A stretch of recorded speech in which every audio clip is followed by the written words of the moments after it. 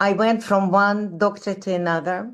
They've taken biopsies each and every time, and whatever was inside of my body didn't like it. So from one little spot, the issue began to grow from my wrist to my elbow, and it looked awful. It was a point of time where I lost trust in medicine. And I said, if they don't know what's wrong with me, and I don't know what's wrong with me, let it be. Because it's a lot of stress through biopsies and tests and blood tests. Nobody can diagnose me. And I began to cough. And I was coughing 24/7 for a year and a half.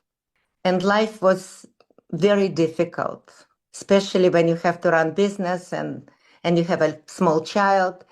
So one day, one of my cousins introduced me to somebody who was otolaryngologist, doctor, to heal my cough. So I went to see him. He, as everybody else, could not help me, could not diagnose, but said, look, what it is on your hand. I said, look, I don't know what it is. I don't want to talk about it. Unfortunately, nobody can give me a diagnosis, and it's very painful. I don't want to discuss it. He said to me, you know what, 9 years ago, I used to work in the hospital with somebody who is very famous, skin specialist from Austria.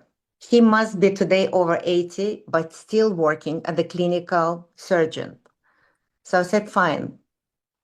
So I went to see this guy and I said to myself, this will be a very, very last visit to a medical practitioner.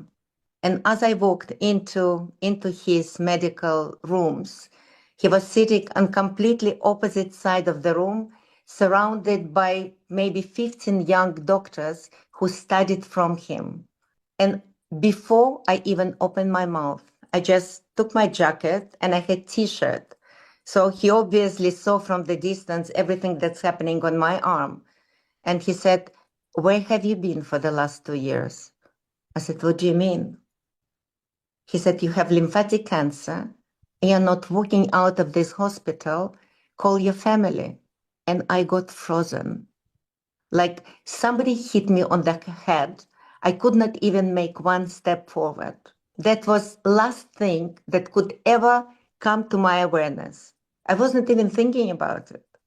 And that's how it all started.